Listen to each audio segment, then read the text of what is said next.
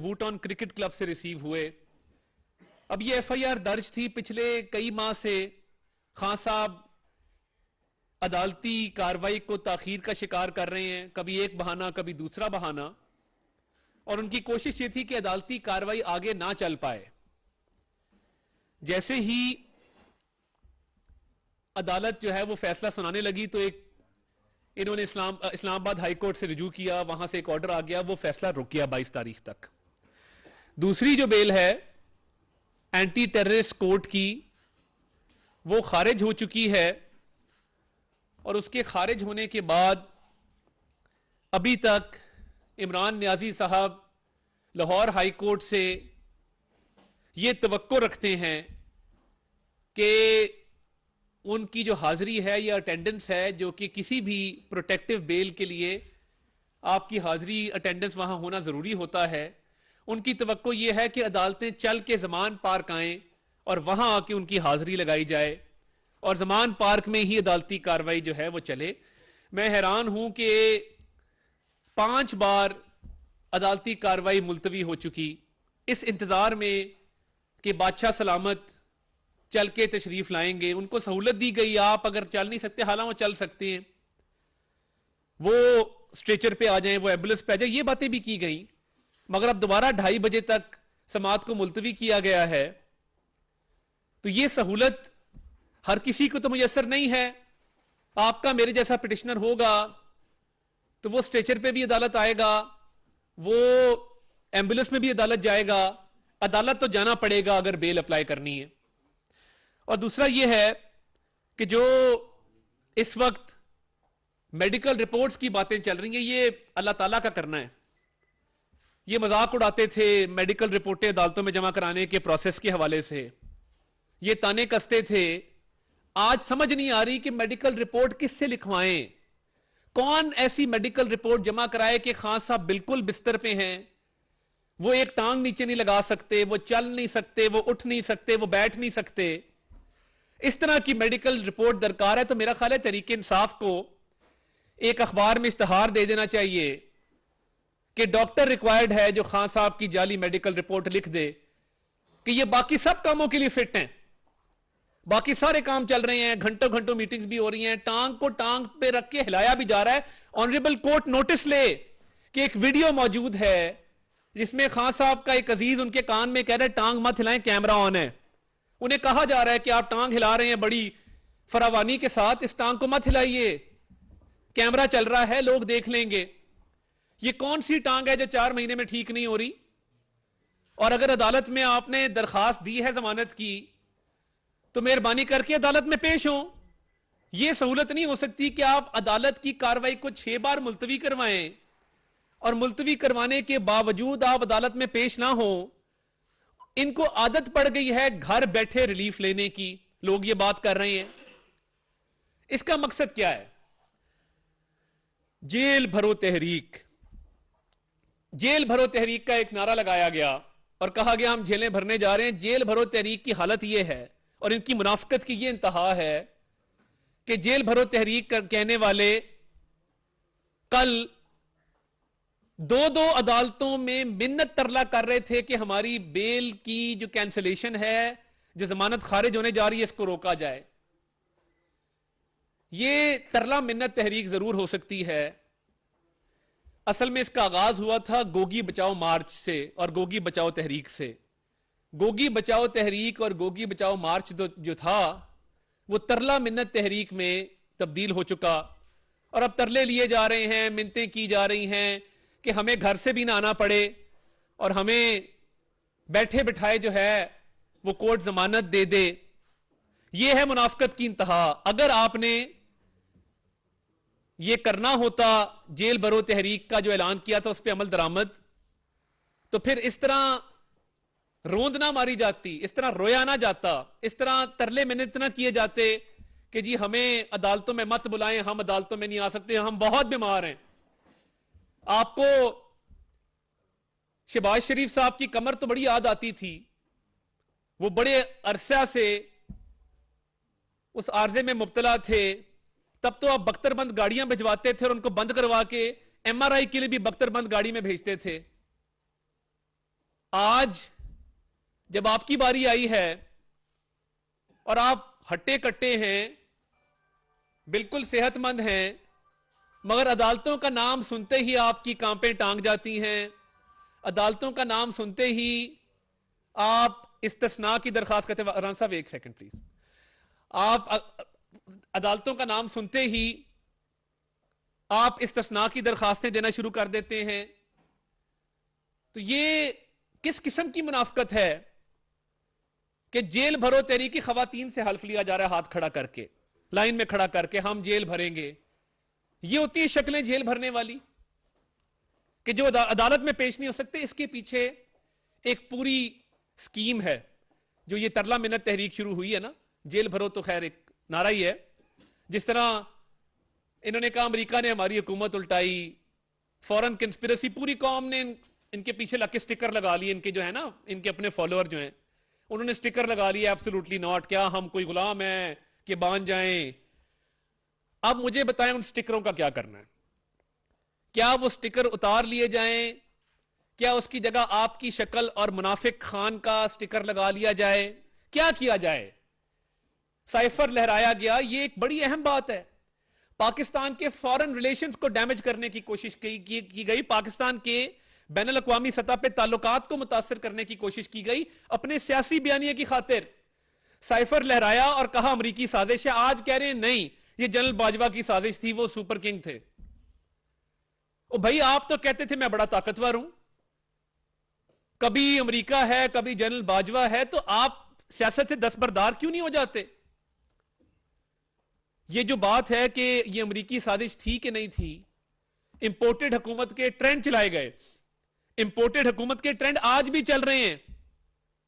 तो शर्म नहीं आती, हया नहीं आती, गैरत नाम की चीज नहीं है आप में? आपसे बड़ा मुनाफिक पाकिस्तान की सियासत में नहीं पैदा हुआ कि या हम कोई गुलाम है। हां, तुम गुलाम हो, तुम्हारे से बड़ा पैसे का गुलाम कोई नहीं है, तुम्हारे से बड़ा मुनाफिक कोई नहीं है जो लूटमार की है। अब मसला क्या है?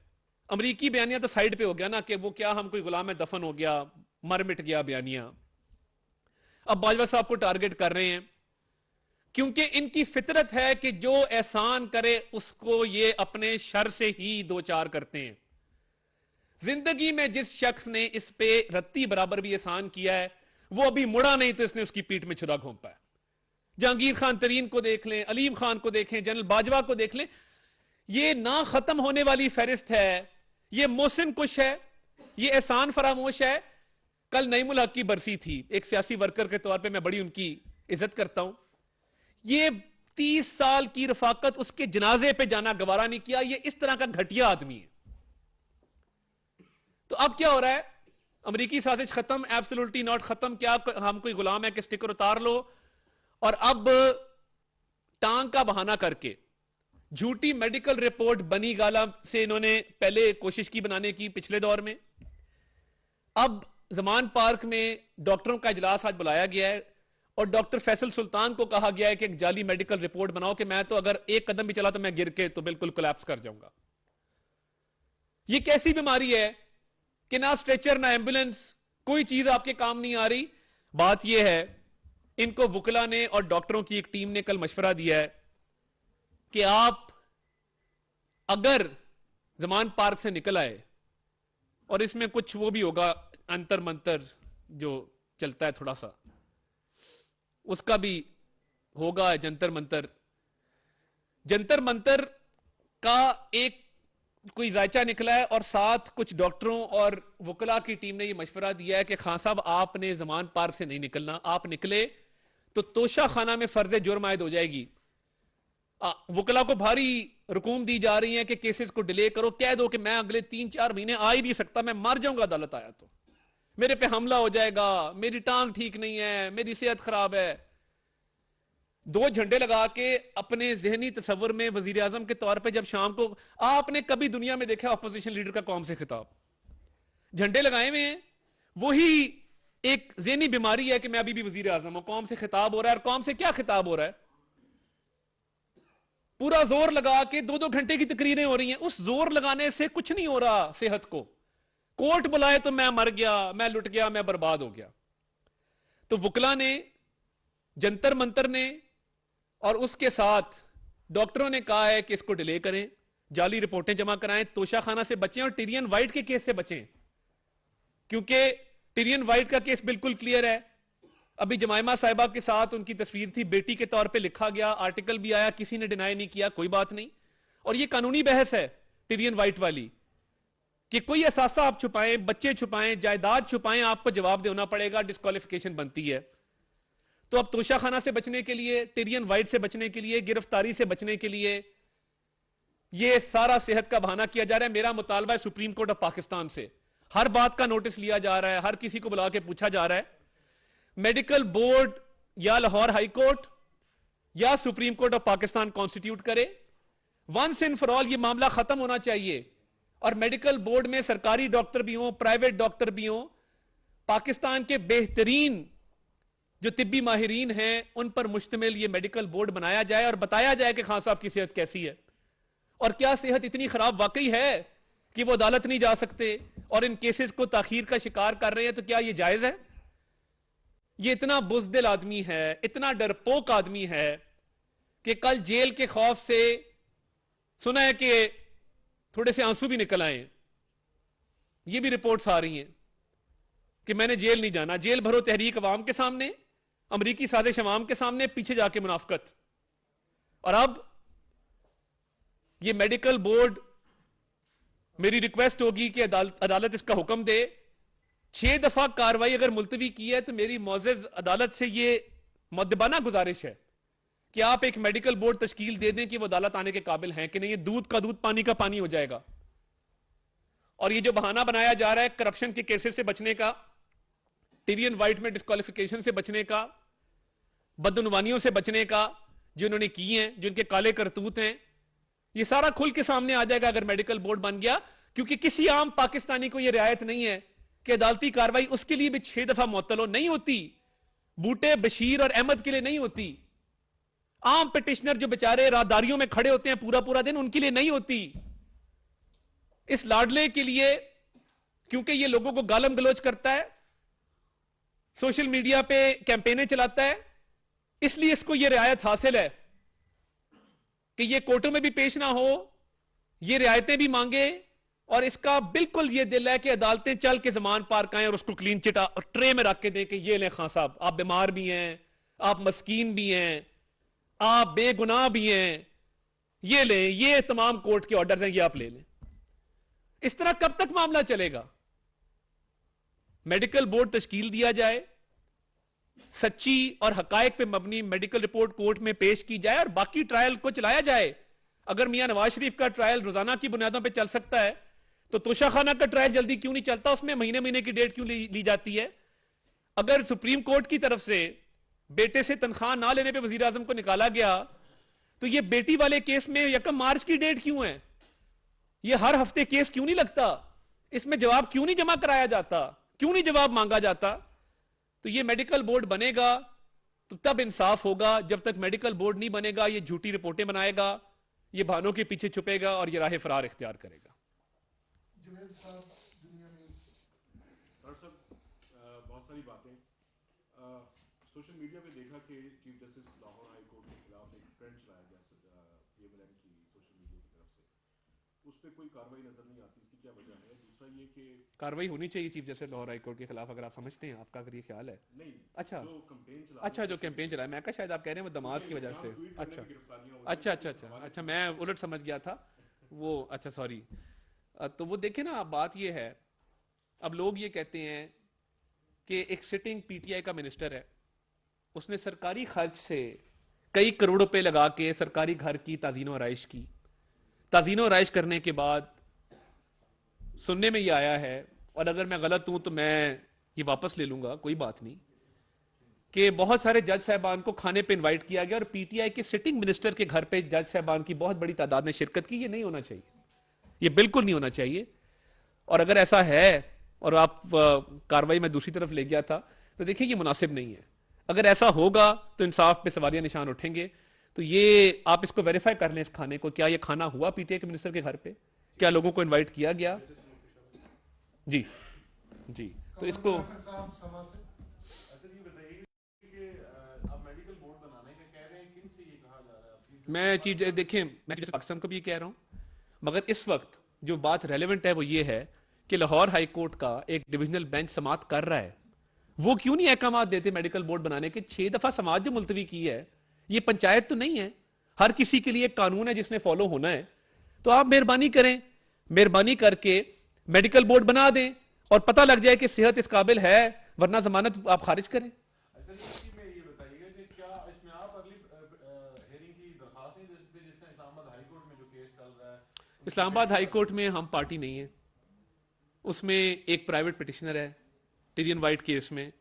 तोशा खाना की जो कंप्लेंट है ईसीपी की, उसमें हमने पार्टी बनने की दरखास्त दी थी, वो मंजूर नहीं हुई। वहां पे election commission of Pakistan complainant है, तो उनके वकला जरूर दरखास्त दे सकते हैं अर्ली हियरिंग की।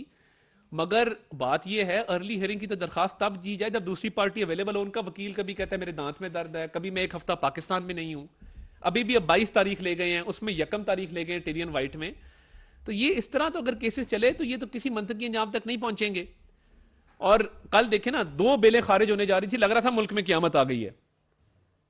एक पिटिशन इधर जा रही है, एक उधर जा रही है, तो भाई किधर गया? जेल भरो, हिम्मत करनी थी ना, कल भरनी थी जेल। कल अपने साथियों के साथ जमान पार्क से निकलते हैं लाहौर सेंट्रल। मेरा तो ख्याल ये था, जो मेरे जहन में बाकायदा एक मैंने उसकी तस्वीर कशी की अपने जहन में, कि जेल भरो तहरीक का ऐलान हुआ है, खान साहब गाड़ी में बैठे हैं, सैकड़ों उनके फॉलोअर साथ हैं, और लाहौर डिस्ट्रिक्ट जेल का दरवाजा खटखटा रहे हैं, हमें गिरफ्तार करो, हमें गिरफ्तार करो। जेलर कह रहा है जी केस कोई नहीं है, अभी कन्विक्शन आपकी नहीं हुई, आप डिस्क्वालीफाई नहीं हुए, मगर वो बजिद हैं कि मैं यहां से नहीं उठूंगा जब तक मुझे गिरफ्तार नहीं किया जाएगा। तो जेल भरो भी वैसे ही है जैसे अमरीकी साजिश है। आपका जो रियासत बचाओ सियासत नहीं, ये बयानिया आपको काफी सेटबैक दे रहा है। इमरान खान पे कैसेस भी हैं, लेकिन इसके बावजूद वो पॉपुलैरिटी ले रहे हैं। कल जो है पेट्रोल डीजल की प्राइसेस बढ़ी, ये इलेक्शन का साल है, तो कोई रिलीफ प्रोवाइड करने का आपका इरादा है? देखिए बात यह है कि हम नहीं गए थे IMF के पास, इमरान न्याजी साहब गए थे, ये बात ऑन रिकॉर्ड है। अब उन्होंने जो तबाह हाल मईशत छोड़ी, देखें हम तो वो पाकिस्तान छोड़ के गए थे जिसमें कराची से लाहौर मोटरवे बन रही थी, 16,000 मेगावाट बिजली लग रही थी, स्कूल कॉलेज अस्पताल यूनिवर्सिटियां पुल सड़कें बन रहे थे, जिंदगी बहुत बेहतर थी। 4 साल में एक निकम्मा आदमी जिसने तर्जमानों के इजलास के अलावा एक ईंट नहीं लगाई, वो मईशत को तबाह कर गया। IMF के पास नहीं जाऊंगा, खुदकुशी कर लूंगा। अल्लाह करे कोई खुदकुशी ना करे, मगर IMF की नेगोशिएशंस को सियासत का शिकार किसने किया? 4 वज़राए खजाना किसने तब्दील किए? आज हम मलबा उठा रहे हैं, ये हमारी कौमी जिम्मेदारी उठाएंगे। मुश्किल फैसले हैं, करने पड़ रहे हैं, करेंगे, क्योंकि इस मुल्क को बचाना है। इस मुल्क की खातिर जो सियासी कैपिटल है या जो एक पॉलिटिकल हमने गेन्स किए थे, अगर वो लूज होने, करेंगे। ये किसी ने ये काम करना है, और अगर हम नहीं कर सके तो ये कोई नहीं कर सकेगा। और टीम मौजूद ही कोई नहीं है। इनकी टीम को आपने आजमा के देख लिया, 4 साल क्या किया? एक मंसूबा मुझे बता दें जो लगा हो, एक स्टेप बता दें जो मईशत की बेहतरी के लिए हो। मेरा ख्याल है मुश्किल फैसले हो गए, आइंदा आने वाले चंद महीनों में आप बेहतरी देखेंगे इंशाल्लाह। अता साहब, ये आपने एक जिक्र किया साबिक आर्मी चीफ के हवाले से, लेकिन उसकी तफसील में नहीं गए। तो इमरान खान साहब ने डॉक्टर आरिफ अलवी को खत लिखा है कि साबिक आर्मी चीफ ने जितने भी इंटरव्यूज दिए हैं, तहकीकात की जाए कि साबिक आर्मी चीफ ने क्यों कहा है। और दूसरा ये कि जिस तरह आप मेडिकल बोर्ड कायम करने का मुतालबा कर रहे हैं, अभी शेख रशीद की जमानत हुई है, तो वो कह रहे हैं कि इनकी भी तहकीकात होनी चाहिए, जितने भी केसेस बन रहे हैं वो उनके बुनियाद पर। ये इमरान खान साहब, देखिए बात यह है, झूठ की बुनियाद पे जो केसेस बनाए हैं, उसमें राना सनाउल्लाह का हीरोइन वाला केस है जो इमरान खान साहब ने बनवाया, पूरी क्यादत को अंदर किया झूठ पे मबनी केसेस पे। तब इमरान खान साहब किस बात का रोना रो रहे हैं? और जो इंटरव्यूज की बात कर रहे हैं, वो इंटरव्यूज निकाले जिसमें खान साहब कसीदे पढ़ रहे हैं और कह रहे हैं कि जनरल बाजवा से बड़ा डेमोक्रेट पाकिस्तान में नहीं है, जनरल बाजवा से अच्छा आदमी पूरे पाकिस्तान में नहीं है। मसला यह है कि जिंदगी का एक कुलिया है कि जिंदगी में कभी बंटवा नहीं रखा, इससे मांग उससे मांग, सेलिब्रिटी सुपरस्टार, गाड़ी किसी और की, पेट्रोल किसी और का, बावर्ची खाना कोई और चलाता है, बाकी मामलात कोई और चला रहा है, कपड़े कोई दे गया, जूते कोई दे गया। ये सुपरस्टार मेंटालिटी है ना। आप जैसे हम जैसे मिडिल क्लास लोग जाते हैं बाजार में, ये कोट खरीदेंगे, कोई चीज खरीदेंगे पहनने के लिए कि यार चलो कल मीटिंग में जाना है, कोई जरा बेहतर कोट बंदा पहन के चला जाए। इनको ये गम नहीं है, सारी जिंदगी ये कुलिया अपनाया। और दूसरा एक और कुलिया है, मीठा मीठा हप हप, कड़वा कड़वा थू थू। आप मेरे दोस्त ने मुश्किल में आए तो मैंने कहा चलो यार मुश्किल में आया, इसका नंबर ब्लॉक कर दो, जावेद साहब को दोस्त बनाओ, जावेद साहब मुश्किल में आए हैं, इनको ब्लॉक करके अगला तू ना सही और ना सही कोई और सही। बहुत शुक्रिया। वज़ीर आज़म के मुआविन ख़ुसूसियात